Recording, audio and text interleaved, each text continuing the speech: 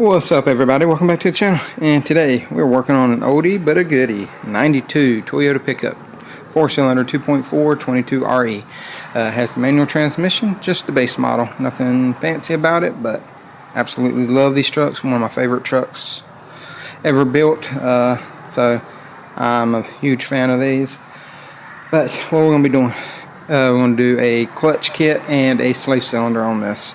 So I'm going to go ahead and jump right in, and actually go ahead and grab a Phillips head screwdriver. Right here. We're going inside. I'm going to take the shifter out first, and the way you're going to do this right here, you just screw off that, which wasn't really that tight at all. There's your shift knob. Set it somewhere, then you pull back and lift up right like on the corners. There should be 4, I think, Phillips head screws. Been a while since I pulled the transmission out of one of these, and this is 2-wheel drive, which makes it even better. I like the 2-wheel drives with the 4-wheel drive fenders. To me, that looks really good when it's lowered with the 4-wheel drive fenders. I'm huge into mini trucks, as y'all probably know if y'all watched any of my videos, especially any of my any trucking videos.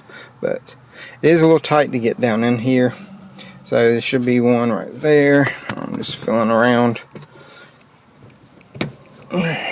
to, yeah, should be 4 of them right in the corners, and it may be a little tight to get your fingers in there and a screwdriver, but you can do it. So let me go ahead and do this, pull this boot out of here, and then we can get the shifter off of here too. That way we can lift her up and get going on everything underneath the car. Alright, we got everything kind of off on here. We got the boot, then there's a second boot that's right here. I'm holding it, I'm holding my flashlight kind of through it. But y'all see that little like ring that's inside the top of the transmission? So there's 2 flat spots on the sides. Kind of see them.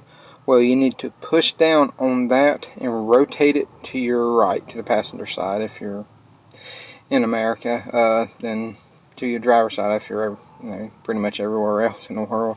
But you just push down and just twist it over to your right, and once you do that, this right here will pull up and out. I'm going to go ahead and do it.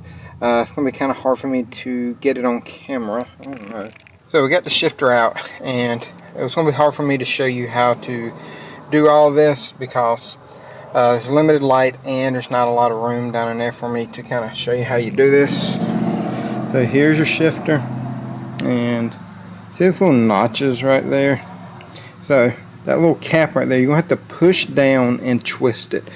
I've seen some of them, they twist to the right, some of them twist to the left. I think it just all depends on the orientation of the little cap right here.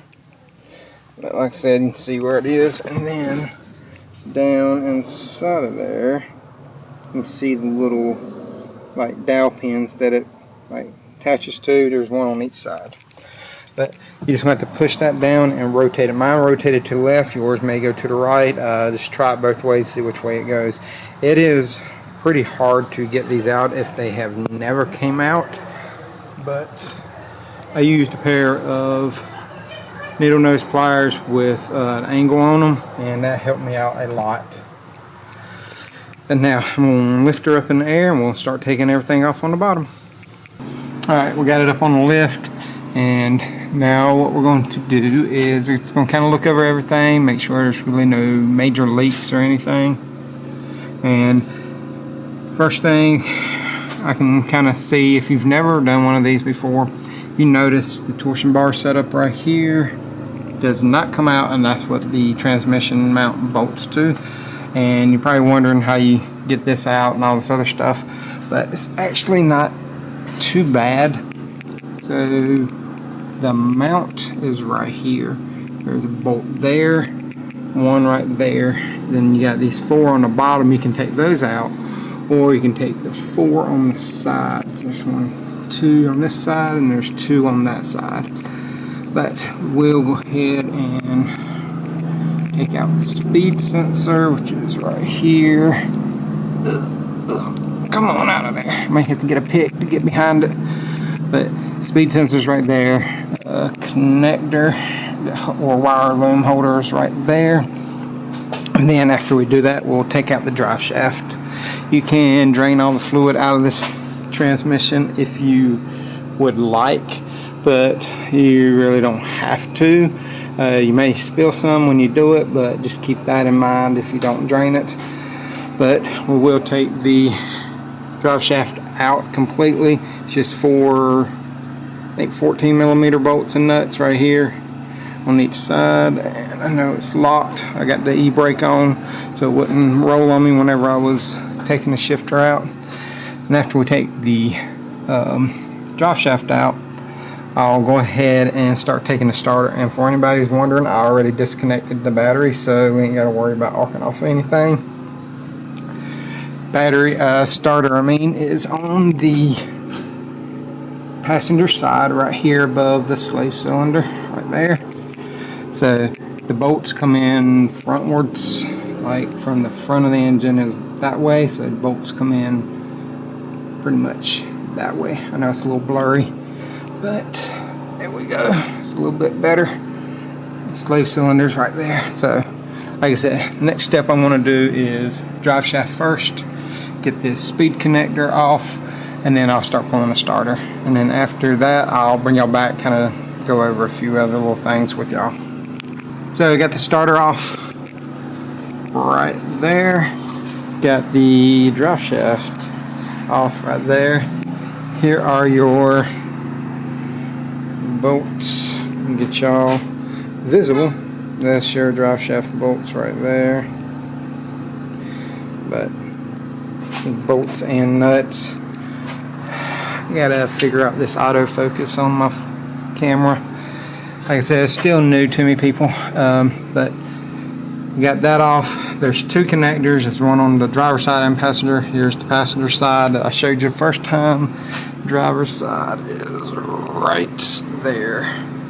That's that connector. And then you're gonna have wire loom holding them in on both sides as well. So our next thing that we're going to do is, see that bracket holding the exhaust? We're going to take that off. Should be, I think, a 12 on the top and a 17 on the bottom. Then you're going to have two brackets. Where are they? I see it somewhere. I can't see it, but it's right there. Should be 4 bolts holds it in. 2 go into the transmission and 2 go into the engine side of it. So, and those are going to be 14s. So I want to take both of those off, of one on each side. And then I'm going to go ahead and take the slave cylinder off as well. And should just be 2 12s that hold that on. We can just pull it off, and then that way we can get to the rest of the bell housing bolts. Because there should be 1, 2, 3, 4, maybe 5 more bell housing bolts. And then we'll come back and I'll kind of go over what I discovered. And then we'll take the cross member bolts right there off. You can see my hand a little bit. But we'll do that. And then after we do that, we're not going to probably pull it down all the way, like take it all the way out, because all I want to do is really just kind of slide it back enough to where I can get my ratchet and stuff in there, and we'll take all this out without even having to really take the transmission out, because you should be able to slide it back enough, because it looks like we got enough room, but we'll check and see. If not, I'll drop it down, but for the most part we should be pretty good on getting it out without having to drop it all the way down. But I do know we still got this cross member as well, but that's just, it's like 2 17s or 19s that hold that in. But I'll be right back. Alright, so we got the mount off, and there was 2 more bolts on the top. I forgot all about that. And then there's 2 on the side, and I took all the bolts off on there. The ones on the bottom through the side that holds it to the transmission, and even the whole mount itself, just to give us a little bit more room. And then I took the slave cylinder off. This one, typically I've seen they got two 12s, and not, but this one had a 12 and a 10. It's the first time I've ever seen that. So I don't know. Maybe the other ones people just replaced them with a 12 just to make it easier. I don't know. But now we got the brackets off. Where are they? Those are your brackets on each side. The exhaust bracket is right there. And then you can see this piece right here. That piece right there, it also is attached to the exhaust bracket. And pretty much all we have left are the two top bell housing bolts all the way on the top. I know y'all probably cannot see it up there, but there's two bolts on the very top, and I think that is all I have left, and then we can slide the transmission back. I'm going to see if I can get enough room to pull it back to where I don't have to take it out all the way. And then we took out the cross member piece that was underneath there just so I can get my jack on there. And those were 4/17, I believe it was. But here are the bolts for that. It's right there in my hand. But now we're going to use a long extension if I don't keep from hitting my head. So we're going to use long extension, get up there and get those top two bell housing bolts off. Got it pulled away from the engine, and I think I got enough room to get in here and do what I need to, because the way they design these, you have to kind of twist it and pull it in a lot of weird ways to get it out of here. So if you're pulling it down, it's a lot more work, and if you have to pull your pilot bearing out, it's a lot of work. But I kind of stuck my finger in there and felt it feels good, but once we get the clutch off, we'll kind of see how that is. But I can take everything off right here and line it all up. I got enough room inside, and I can pull off my pilot, not pilot bearing, my throwout bearing right there. So we got enough room to get in here. I will say you may get caught up on like dowel pins or something up in here, because mine did not want to let loose on the driver's side. And that little dowel pin right there. So my next step is to go through and take all these, I think they're 14s or 12s, I can't really tell from right here, but take all these off, then we'll take the pressure plate and the throwout bearing and clutch and all that stuff off. But I'm going to start with the throwout bearing, and we're going to take it off on the clutch fork. I'll check the clutch fork too. I'll pull it out, just kind of go over everything. But I'm going to show you the kit we got now. Let me turn this light off real quick. These are pretty cool little lights. They're on Amazon. Not real expensive or anything either. So, see if I can find a link to it. But here's the clutch kit. It does come up with pilot bearing if we need it. Throwout bearing. There's our clutch disc right here, and pressure plate. Here's our lineup tool. Then we got a slave cylinder to go with it. That's it. Slave cylinder CS2188, and clutch kit is right there.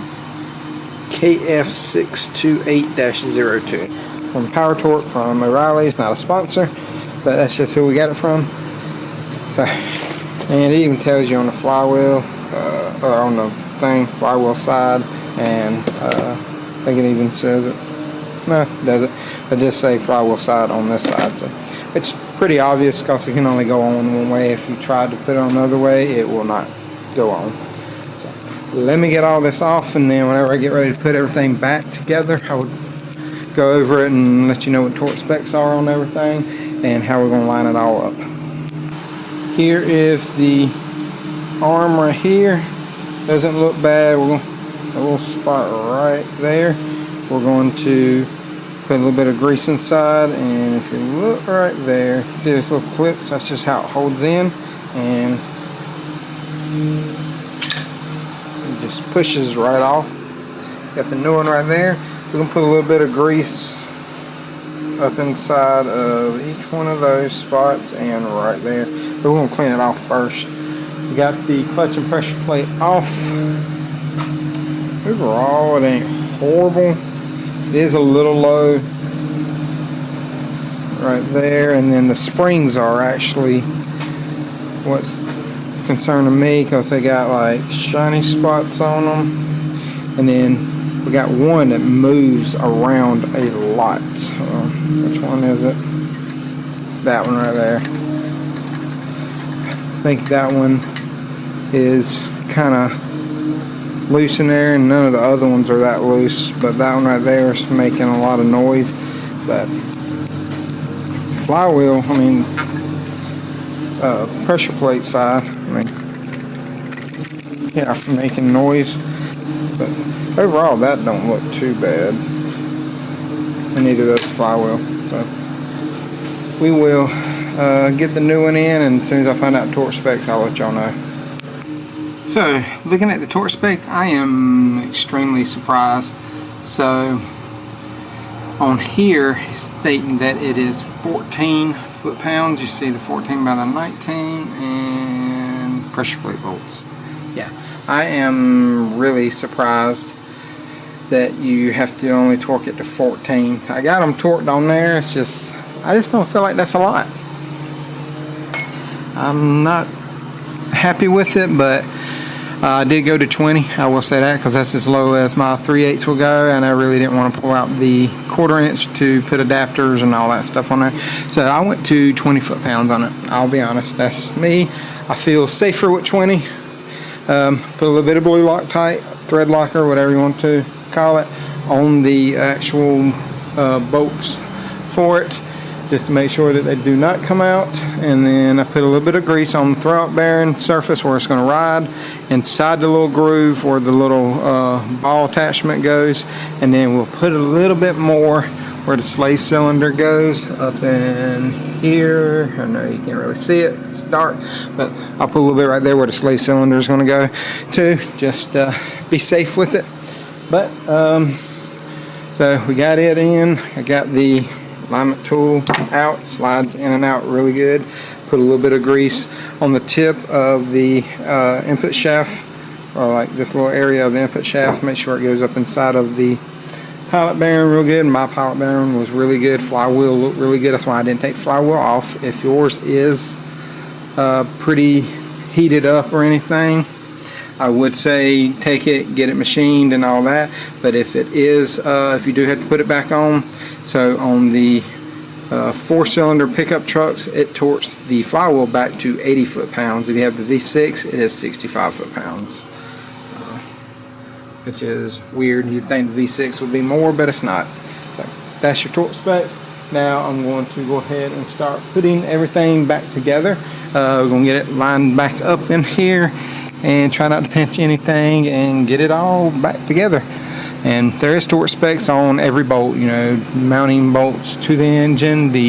Now if you want to pull the transmission actually out, it actually recommends pulling the rear support bar. I think this section right here, this right here is your sway bar off, and then you have to let it down and lower the engine down, like lift it up and get it to tilt a little bit more so you can actually get it, because the way it is, to take these out, you actually have to get the front, tilt it down and bring it out, kind of like a swooping motion like that. It's my only gripe on these trucks, really, to be honest, is because the way they do their transmission cross members, I do not care for it at all. But the newer ones are a lot better. So let me get putting all this back together, and once I get it to where I'm putting the slave cylinder on, I'll come back and show you how to do that, and we'll have to bleed the system and all that as well. Alright, so we got it all back together. You can see drive shaft back in.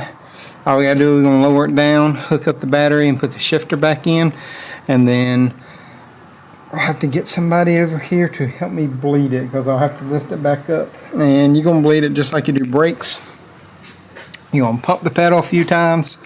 Then you're going to open the bleeder screw right here and let it purge all the air out. You're just going to do it exactly like you do a brake system. And like I said, just pump it 3 or 4 times, hold it, open the bleeder, let it spray off. Then you're going to close it, let them release the pedal. Do it a couple times, just do it until there's no air coming out of it. That's pretty much it right there. Let me put everything back together and then maybe I'll bring y'all on a little test drive with me. Alright, so we are in it now, we're driving.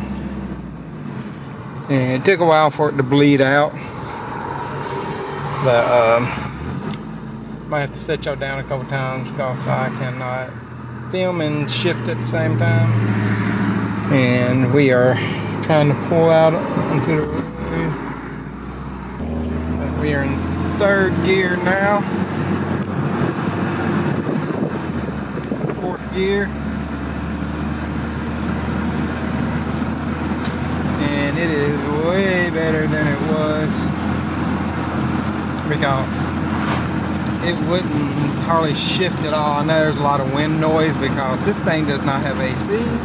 We're in 5th. Oh yeah. More better, more better. Go into 2nd. Signal. Toolbox is moving around on me back there.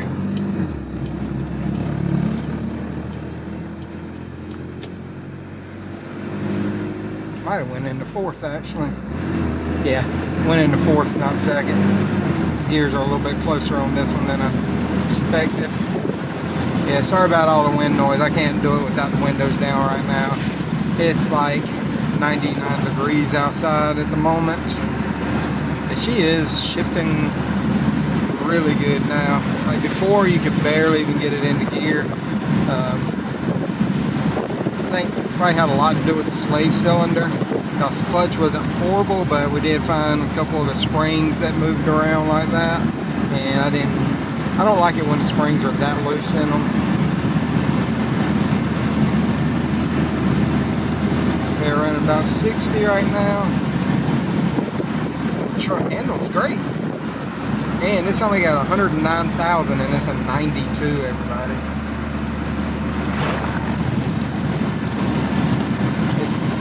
Amazing.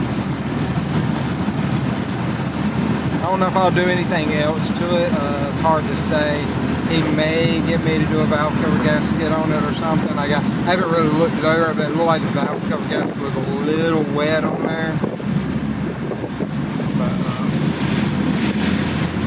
But I'll take a look at that. But yeah, I'm very happy with the way this come out.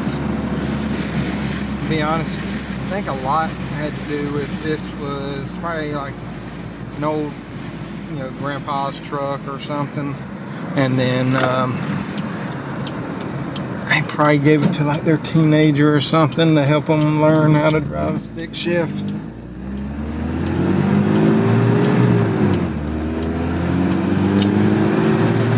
don't think the blinker reset works on it. Probably needs a new switch. She shifts great. I'm very happy with it. I know y'all really can't see anything at the moment, so we're just kind of driving down the road. Yeah, I'm happy with it. I'll see y'all back at the shop, and I'll close out the video once I get over there. Here's the aftermath. I gotta clean up everything now, but see where I bled the system. But that is changing the clutch on one of those. Like I say, if you want to pull the transmission out, there's a few more steps you have to do, but it's just the way it is on one of those. I guess this is pretty much the end of the video. It drove great, did great. Happy with it. So, like I said, I don't know if there'll be any more videos up. He's got to look at it himself, the owner does, and all this other stuff, and it's got to go to the upholstery shop and all that before he puts it out on the front line. So we shall see in the future if I have anything extra to do to this. But if y'all got any questions, comments, concerns, let me know in the comment section below. I'll get to it as soon as possible. And thank y'all again for all your subscriptions, your members, your followers. All that stuff does help me grow. And I do have shirts and hats and stickers being made at the moment. And as soon as they come out, I'm going to show them on the giveaway video. I'm going to do the giveaway video probably after this one comes out. So just as a heads up, we will be doing the giveaway after this video. But thank y'all again, and y'all remember, torque this tight, and y'all have a great day.